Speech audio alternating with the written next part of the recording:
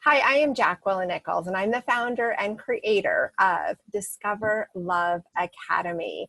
I am so honored and privileged to continue to bring amazing, incredible experts sharing a wealth of knowledge and expertise to support you on your love journey. And today I get to share with you Tiffany, that is a self-expert on self-care. She talks from the heart. She'll share with you how to move from being single and burnt out and worn out, and as you move towards a relationship, still to take care of yourself and keep your deserve high and know how to have life balance.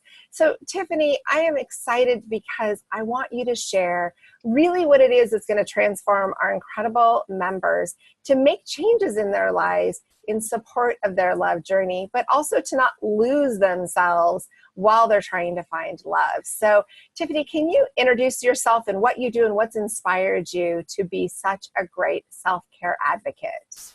Awesome. Yeah. Well, thank you so much, Jacqueline. I really am excited to be part of supporting this community. For me personally, self-care is a huge passion, not only in my own life, something I practice really deeply, but also in advocating for others and helping them to see that they deserve to really care for themselves impeccably. And I think it's kind of a radical idea. A lot of people have a lot of guilt around self-care, and we tend to have mindsets that keep us from really taking care of ourselves fully. So I'll share a little bit about how I realized that this is my passion. I'm a nurse, and I've been a nurse for over 10 years. Through that process, I worked, way more than I should have probably, or than I needed to. And even when I tried to scale back, I got to the point where I was so burnt out that I was really unhappy, and I was feeling down and depleted.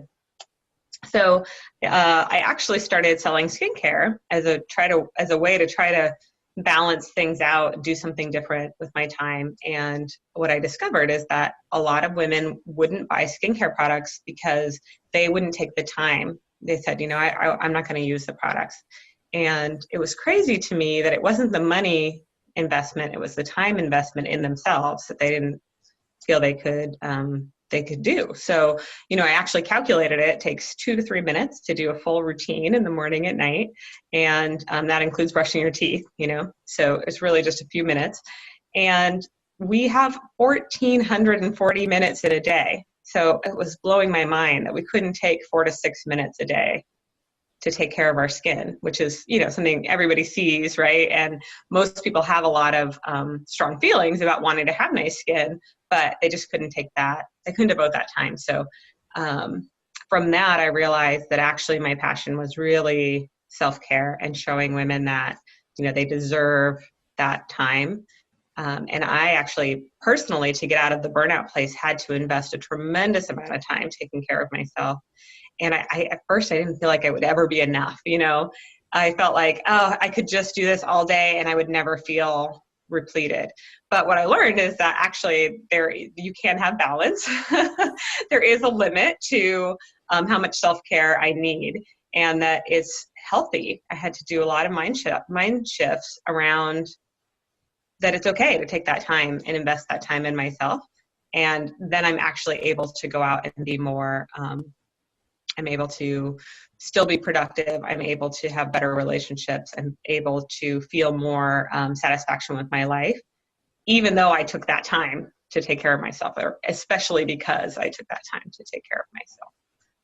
I absolutely love that you bring that up. I actually used to sell cosmetics and skincare, and we would teach a lot about that need, because unless you could hire a makeup artist and somebody else to wash your face, it was your me time. It was about you taking care of you. And I love that you noticed the correlation, that it's not about people not wanting to invest back in themselves. It's about the fact that they can't even comprehend how they'd make that time. So the fact that you were able to notice that shows that you're truly coming from such a place of passion and commitment, and honestly, loyalty to showing another way to do it. When you really look at it, we do have a lot of minutes in the day. And how many times do we just waste that randomly, random TV show, randomly just kind of spacing out or not following through on things? We need our downtime. So why not use that to unwind? And so seeing that correlation and living it yourself, knowing that you had that busy life and that it was really hard, that when you hit such a burnout, it was harder to replenish. And so working with people to move forward on that is such a difference. I love that you do that. So what are kind of some of the steps you take for your clients to start recognizing it? Because I'm thinking when people really hit deep burnout, it's got to be hard to even recognize what it's like to step up and start doing self-care. Yeah.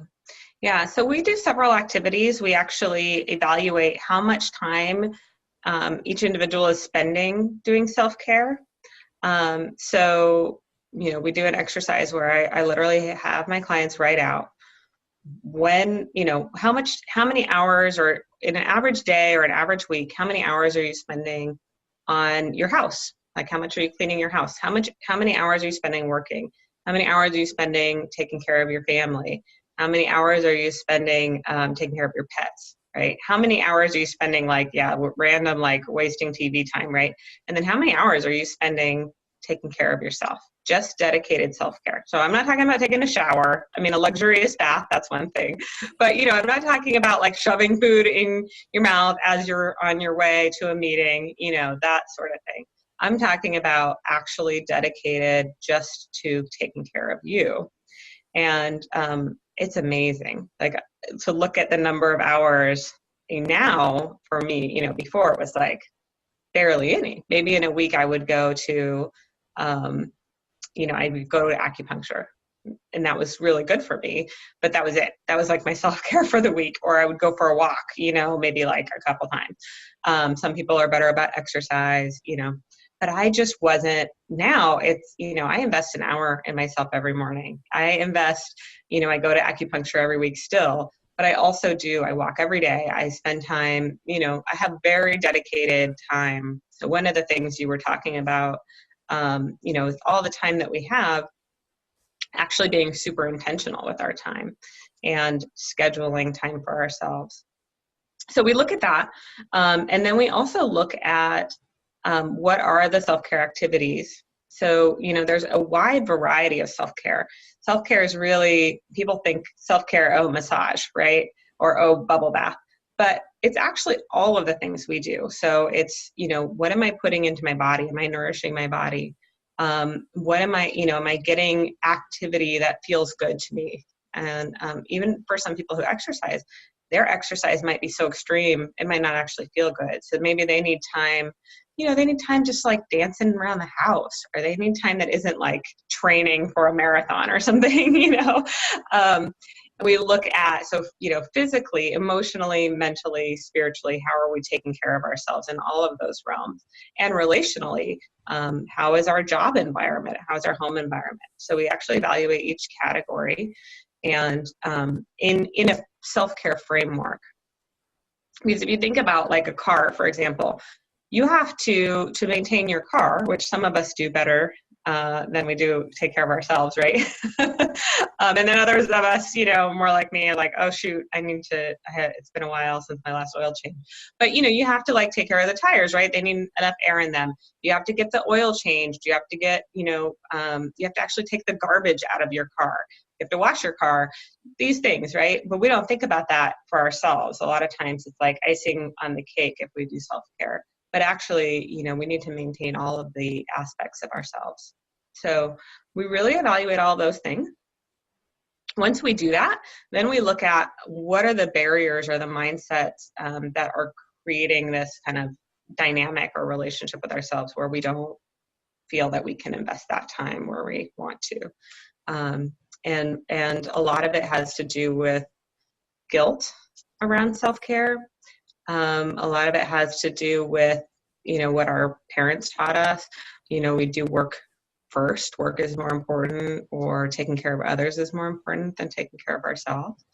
And we work really hard at shifting those mindsets so that if we can believe on a deeper level that we are worthy and that we deserve to really care for ourselves impeccably, self-care becomes a huge priority.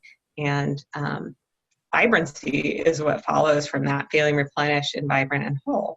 So that's one of the reasons I was called to come and talk with you and work with your community, because that's such a huge part of the foundation for relationships and for finding a soulmate, is feeling vibrant and replenished and ready for that jump. And then also having that be a dynamic in our relationship. I love that you bring that in, because as you were beginning this comment of saying that you focus on being consciously aware of how you're spending your time. We have all this abundance of time, and we tend to take care of the car, we take care of the animals, because society expects that of us. But when it comes to ourselves, it is true, there is a lot of guilt of that. And for single people, I have definitely noticed in my 7.5 years as a matchmaker, I noticed that people like have to justify why they took that time out. Like it was extra, and it's going, if you don't love yourself enough for self-care and you don't take the time to pause and refuel, how is anyone going to date you if you're running on fumes and you're running so exhausted? And then you also don't come across as attractive to date because you're coming with a negative energy. So what I love when you talk about consciously thinking of each of the steps we put towards everything else, what I would really enjoy hearing, and I'm believing our members are listening to you right now going, okay, so how do I take the first steps? What are like the top 3 things to start recognizing? As you said, when you look at your calendar, you look at your scheduling. But for people that are used to, single parents that have been maybe running the whole household on their own, they're always juggling everything, or someone who has been corporate executive, who's so used to pleasing the boss, keeping everybody happy, comes home and can barely even take the dog for a walk and is feeling guilty that even the dog doesn't get the self-care. That it's like, well, what do you do with that? Where do you take that? And how do you give those first couple steps where you can start to acknowledge and realize you're doing some self-care? Because if you haven't done it and you've hit such a level of, if I could, or if somebody gave me permission, or I had more time, I would. Well, you have the power of your time. So how do we look at that in a way that will invite people to take action by listening to what you're saying and go, okay, I can do those first 3 steps and start to recognize those changes? What would you suggest for that? Yeah, so I think scheduling it is super important. Really, and looking at, okay, this is how much time I have. This is how much time is devoted to each thing. What do I feel like I can devote to myself right now? What feels like a really attainable goal? Start, even sometimes I say, okay, if your goal is 3 hours a week, right now, maybe cut it down. Let's start with an hour if you haven't been doing any self-care, or finding a way to really inject that in your day. So starting with it first thing in the morning, if you can, that's the very best way to do it, because we have this very full plate. Self-care is one of the first things to get pushed off. So if we are able to get up in the morning and take that time, I'm a huge advocate for the Miracle Morning. I don't know if we've ever talked about this, but I talk about it all the time. So the Miracle Morning is a book that was written by Hal Elrod, and he's kind of your quintessential motivational speaker. He, he's like lost it all and gotten it all back and couldn't walk, and now he's able to walk and lost all his riches, and anyway, all the things, right? He's a great guy. Anyway, so he wrote this book where he just recommends getting up early, and it just depends on what time. For me, I actually am able to get up at 7 with my schedule. It doesn't have to be super easy, but I always devote that first hour of my day to these 6 things, which is like meditation, affirmation, visualization, journaling, exercise, and reading. I'm spending just a few minutes each day on personal growth and development, self-awareness, all of those pieces, self-care. It actually becomes, your biggest priority, and it informs the rest of your day. So the rest of your day tends to go a lot more smoothly. It's a very serene way to start your day. And I feel like filled up before I start my day, which is great because there's, it used to be so many days I would be running on empty, right? But for some people that feels like a lot. So what I recommend is if you really feel like, I don't have any time, I can't do this, try doing something like a short breathing technique throughout your day. Something that feels, something that feels like, oh yeah, I can do that. And then set a timer on your phone. Make sure you do it each time. And if you're thinking, okay, 3 hours a week or an hour a week or even a half an hour a week, schedule that in. Make sure you have a babysitter. Make sure, or, maybe it's before or after work because you're already, kids are at school or whatever your situation is. And, if you need to, get a friend, whatever you need to do, build in support systems that will work for you and make it, like I said, super achievable. So, so even if it's 10 minutes a day, okay, between work and home, I have 10 minutes, I'm going to stop at the park and journal. Or I'm going to come home from work, I'm going to turn up the music and I'm going to do a dance party with my kids even. That can be self-care, can be a baby step to building in more time. But it is, like you said, it's all about being intentional and devoting that time. I would say, the other thing, that a lot of people will do is schedule an appointment. So, if it's like with a personal trainer or if it's with, you have a massage or something where you're accountable to somebody else if you don't show up, that can be really helpful when you're first starting out. And then the last piece I would say is make sure it's something that you like. It shouldn't be a should. It shouldn't be, oh yeah, well, I should go to the gym every day. It should be like, oh, I love going to Zumba with my friends. I love going to the beach. I like to journal. I love burning candles. Whatever it is, it should be individual to you, not this societal view of like what self-care should look like. Something that actually feels replenishing and achievable and attainable, and that feels like fun. We haven't been doing self-care. If we go to try to do something that doesn't feel like fun, we're going to be like, this doesn't work for me. I just can't do it, right? When I was doing the skincare and I had a friend tell me, she was like saying, like beating herself up while she would wash her face and just being like, oh, I didn't wash my face yesterday, or, oh, I haven't been taking care of my skin, or I shouldn't have eaten that thing because now I'm breaking out. Like, wow, well, no wonder you're not developing the habit of washing your face. It's not fun. You're beating yourself up. Of course, you're going to want to avoid that. So she actually started saying affirmations while she was washing her face. And it made it so much more pleasant, and she started really enjoying it and just naturally fell into the habit. So I love that you talk about affirmations and washing your face, because we did that before. And you're looking in the mirror, going to put your makeup on later, or you're going to go and, put your night guard in for the night and you're going to relax. Mm-hmm. You're saying positive words. It makes a difference because you have to reprogram the mind to receive this goodness that you're offering yourself. And it's worth it for everybody. And I love how you talk about really give yourself attainable goals and acknowledge that you've done that. And it does make a difference with accountability. I feel so strongly about accountability partners, hiring people, because you have somebody else who's counting on you. Even if it's your self-care massage, somebody else is counting on that appointment. So you won't blow it off like you would go and give yourself a bubble bath. It does make a difference. I like how you bring that in. That is very, very important. Yeah, thank you. Absolutely. Yeah. Now, what I'd love to know is to ask you about the self-care foundation. Like, what is that mindset? What is it to get you in that place where you actually get that you're doing the right thing? And, we're all raised different. I was raised Catholic, so Catholic guilt's a pretty good thing there. And so there's definitely that feeling of, okay, take care of everybody else.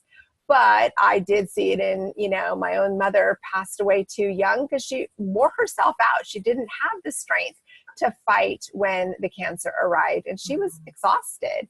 And I look at that, and that's become a big role model for me of really how important it is to take care. Even though all of us kids loved having the food on the table and the laundry and everything done, we didn't realize how much my mom needed to say, you know what, sometimes that might not happen on time because I need to take care of me.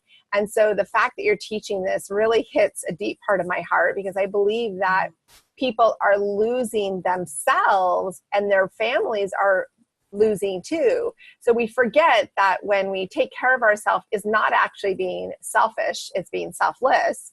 So can you share about that mindset that really opens people up to understand how to shift that perspective? Because if you were raised with it, where my mom did everything, it took a lot for me to learn how to take care of myself. So what are some of those things that with the affirmations, what are some affirmations, some of those verbal cues, and even like written in lipstick on your mirror comments that you need to say to yourself, because that's so hard to reprogram? Yeah. Oh, well, thank you so much for sharing that. I really, I think it's really deeply connected. And I think especially women in our society tend to, or parents, we tend to take on this caregiver role and check ourselves at the door. And we end up so burnt out and depleted. And sometimes we don't even know it. It's because it feels like, well, this is what being a parent feels like. But actually, I'm a testament, and you're a testament that it doesn't have to be. So I think, first of all, noticing, right? Just kind of noticing like what happens when you go to take care of yourself, or when you go to say no about something, or, schedule something for yourself. What is the self-talk that comes up? And that gives us a lot of clues. For me personally, I had to do a lot of work around worthiness and just noticing that I am worthy and valuable, period. It's not because I'm a mom or because I have this job, it's not because I'm a nurse that I'm a valuable person, right? And that I deserve to care for myself. I just am a human being that needs to be cared for. And so what I like to think about is, there's that whole airplane oxygen analogy, like, oh, you can't put oxygen on another person but then one day I had this epiphany, like, oh, well, if I was on that airplane all by myself, I deserve that oxygen, period. Not because I then need to go take care of someone else. Like, I'm a person, I need my oxygen. That's it. It's not, there's no good or bad. It just is. We need that. We need fuel. We need nourishing. We need replenishing, period. So for me, it was really letting go of feeling like I was only worthy if I was super busy all the time, if I was working hard all the time, if I was taking care of everyone else, to this super high level. And other people need to take care of themselves, right? So by some of the, there was some boundary issues for me, like taking care of things for other people so that they didn't have to sometimes have consequences in their lives, or so that, they could feel okay or something like that. So looking at boundaries, looking at deserve and worthiness was huge for me. And I had to just look at my self-talk to be like, oh, when I say no to this person, I feel like I'm not good enough. Well, that really came back to, I needed to do some affirmations, like you were saying, around I'm worthy, I'm lovable, I'm worthy, I am good enough just the way I am. And I had to say those every single morning, for a long, long time, and sometimes throughout the day to remind myself. I actually had, stuff taped up on the mirror, like, I had to tell myself I love you. That was huge. So, what is it that is causing you to feel like you don't deserve that time, or something else is more valuable than you and deserves your time more than you deserve it? And why do you think that it's not okay to take care of yourself? Like, is it role models that you've had? And were those role models really worthy of that kind of adulation or belief system, right? So our parents, it's a natural thing. We take on what they're, we pick up what they put down, right? Like it's a learned thing. And with my parents, it was, you work until the work is done. It doesn't matter if you're hungry. It doesn't matter if you need to go to the bathroom. It doesn't matter, none of that matters. We're going to take care of this until it's handled. Well, in my nursing career, that was great, because nurses don't have time for breaks or bathrooms or, to eat well or any of those things. Unfortunately, it leads to burnout, and it leads to being really unhappy. And it led to me being so burnt out that I didn't feel connected to other people. I wasn't enjoying my career or my home life. I was really unhappy. So I had to, it forced me to take a look at all of these things. Fortunately, I don't think everybody has to get to that point, right? We can just be like, oh, it's a good idea to look at my limiting beliefs and my, deserve piece. And I think when you're single and you're in, you're actively working toward finding a long-term relationship that maybe is different than relationships you've had before, I think it's a perfect time. When I talk about self-care as a foundation, I really mean that it's a foundation for your relationship with yourself, but then that is the foundation for your relationship with other people.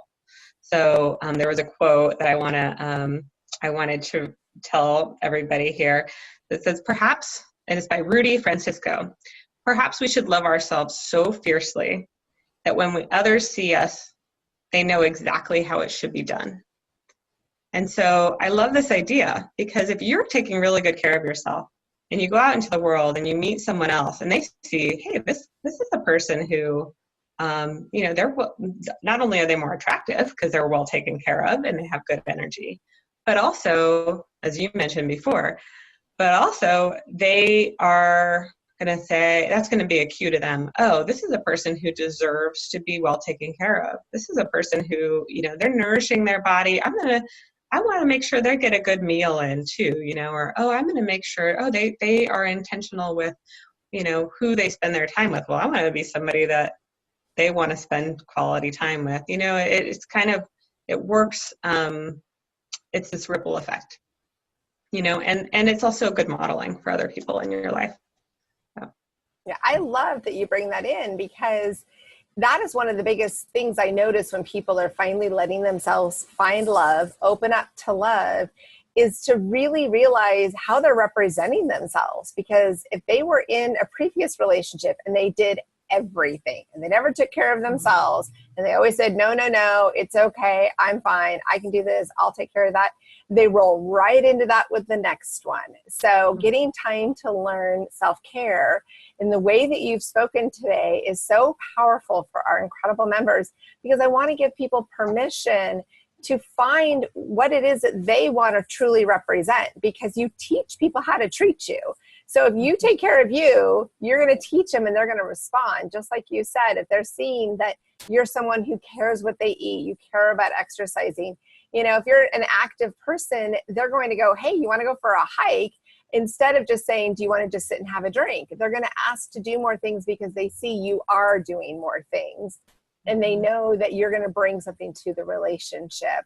But I notice so often people start dating when they're in a needy space. They're needy, wanting affection, wanting connection, and they want to just please. But if you start out that way and you're running on fumes of your own life, then the other person's either going to be not interested, or they're going to tuck and roll in a way that they're like, well, let's enjoy it till it's no longer enjoyable. But if you come in with all this vibrance of self-love that you're talking about, and self-care and self-nourishment and self-respect, it makes that difference. So, as Tiffany, as you're talking about this, I'm really seeing that correlation of how people can take this bite size. It's not just a whole lifestyle movement, but over time, it becomes a part of your lifestyle and what matters to you. And the fact that you show that example, because that is so true in the nursing field. You guys are not allowed to stop. You're not allowed to pause. You're expected to be constantly going. And that doesn't sustain itself. That wears you out. And your patients need you and your family needs you, but you need you. And I'm so glad you talk about the oxygen mask, because you're human. It's not just to be like, okay, who do I need to take care of? It's, we deserve this. We have the right as humans, as, people that want more out of life, to ask for more, but we can't get it till we allow ourselves that. So the fact that you're giving permission to all of our incredible members is so beautiful. I can't wait to hear the stories about everybody saying, hey, you know what? I got up a little earlier and worked on my journal. I took a trip on the way home. I know people that have talked about how they drive a longer route home, so they're unwound from work before they walk in the door. And they've got the kids, especially as a single parent, it can be overwhelming. Or they need to unwind after a busy day to then go on a date. So what would you say is a couple ideas to help somebody transition from a super crazy stressful day at work to then be in a date mode with self-care, to come with a little more fullness, a little more, like, hey, I'm ready to receive a new person in my life and get to know them, when really you're thinking about that crazy board meeting that you had, but you have to come from that self-love space, and that care is so nourishing. So I would love to hear a few little tidbits from you on how do you transition from, the working world that sometimes doesn't have as much grace to the world of I'm opening my heart and I'm moving forward, yet I need to come in inviting. Yeah, absolutely. Yeah. So I think a lot about fight or flight versus rest and digest, right? So any transition point in our day, a lot of times it's around meals, or, going from home out into the community or coming back from home. So, deep breathing is a really easy way, and it's a huge part of my life. I do it multiple times a day. So, if you breathe into your belly and you breathe out, there's this technique that I use that actually stimulates your vagus nerve, and it will put you into rest and digest. And so I'll just model it really quickly. So I'm going to breathe into my belly and breathe out. And do you want to try it one time with me, Jacqueline? Yes. Okay. So you're breathing in, and then it's the sound that you're letting out. Yeah, so it's a ha sound, and you want the ha because you want the vibration in your throat. So your vagus nerve is your longest cranial nerve. It goes from your brain into your throat, into your esophagus, your diaphragm, and for women, even into their cervix. So that's one of the reasons you want to breathe into your belly. The other reason that you breathe into your belly and not your chest is because if you think about when you're fight or flight, you're running, right? You're right. Absolutely. So we don't want to trigger that. We want to trigger rest and digest. So we want to get the blood flowing. And so, you'll breathe into your belly, and then you'll just breathe out, ha, and it'll vibrate. And sometimes it makes you laugh. That's okay. That's a good thing. Yeah. Oh, okay. So, yes. So here we go. So breathe into your belly and out.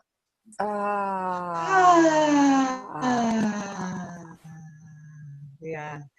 Letting it all out, it does relax.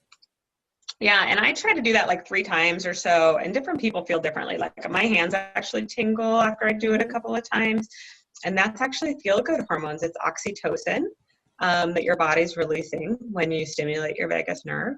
And so if you think about oxytocin, that's a bonding hormone. If you want to be open and connect with someone, bonding hormones are great for that, right? They're going to feel it. You're going to feel it.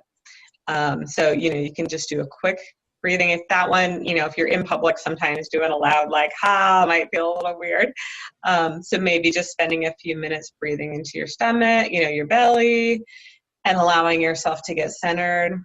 Or if you're driving there, loud singing in the car, that's vibrating your throat. And that's going to also stimulate your vagus nerve and increase your feel-good hormones. I also like the idea of just going for a quick walk, if it's nice outside, or, if you're able to even walk around to like a building that's covered or something, we're in Portland, so, it's raining a lot, but having that kind of refresh for your brain. What studies show is that we actually need small breaks throughout the day in real time. So knowing that, okay, I'm going to go on a date tonight, maybe for your lunch break, rather than sitting at your computer, you actually go outside, sit under a tree or something while you eat your lunch, kind of building it into your day, doing that breathing throughout your day so that you are, in a space where you can really enjoy the date. I also, if you're home, I love the idea of, cranking up the music and like kind of dancing and letting yourself open up physically, because we tend to sit on our computers all closed up like this. And, in terms of your anatomy, it's actually, and physiology, being open, breathing deeply, it's opening up all of our blood vessels, all of our pathways, if we want hormones to be flowing, you actually have to physically open yourself up. So that's why walking and dancing is helpful for connection. I think that is amazing. And that is so important. And what a great idea to kind of be in the zone of self-care lunchtime thinking about your date coming up and really making sure you're present. So many people think this is a numbers game, and I do not believe dating is a numbers game. I believe it's being present. It's about attracting quality, but you also have to get yourself in the right quality space. So many people aren't taking the time to align themselves. They kind of rush into a date, or they're running late for the date, and they didn't really put themselves together for the date. And then the whole time they're thinking this just didn't come together. Instead of, hey, you're kind of cute. Hey, you're really pretty. I want to get to know you. They're in their head. So with your wonderful, powerful step-by-step tips, you can really offer such abundance of information for our members to do the self-care that will make them more attractive and more successful with dating. So as we're just about to wrap up this amazing presentation with you, Tiffany, I would love for you just to kind of tie it all up in a bow. Is there anything else you'd like to share with our wonderful members? Yeah, so this is something that I did years ago when I was searching for my kind of soulmate. Somebody suggested writing down all of the qualities I was looking for in a partner, all of the absolute musts, and then all of the things that would be nice to have. And then, of course, a list of like hard no's, right? Like things that if they live with their mom or something, I don't know, whatever, they're in jail, like that. So then they turned the tables on me and they said, now you need to become that person on that list, like all of the things, right? So self-care is, you want somebody who's going to take care of themselves and who has vibrancy and all of those things. So doing self-care can help you become that partner that you want to meet. And I love that you pulled that in multiple times over the conversation of how important it is to start with that foundation for yourself when you're trying to make a connection with another person. And the other thing I just want to say is, that this, I love that people are investing in themselves in this way already, and they're out there trying to be open to finding someone, and how brave and courageous that is, and to celebrate that for themselves, because, we forget that, oh, this isn't easy. And, working with someone, like Jacqueline, you're so wonderful, and you already, I feel like you just have such a holistic view of this. And sometimes that last piece of the puzzle can be that self-respect and that self-love and that self-care that really set us up for success. That is so perfectly stated. Thank you. And it is very powerful. It's all of the elements. In all of the years as a matchmaker and doing spiritual work with clients, the people that have had the true success are the ones that actually do the work. They come with more open heart. They're more vulnerable. They're more ready to meet someone because they have done the work, and they are somebody that they're attracted to what they offer. And so they're clear what they're looking for. When you're running on empty, you're running on fumes, you're running on desperation, you're running on loneliness, and you're just needing someone to notice you, then you're just taking the low-hanging fruit, the easy people that are just right there. And that's not fair to you. You deserve more. But when you take the self-care time, you start to realize you deserve a pretty awesome person, and you're choosing that. So with all of the steps that you've brought into this, there are some definite elements that people can put right into play. So that has been so powerful. So thank you so much. I'm excited to get the feedback from everybody, what they've all learned right now, and really what they're going to implement, because this is the time to take action. And these are the people that have stepped up for that. So thank you, Tiffany. We look forward to hearing more from you soon. Thank you so much. This has been great.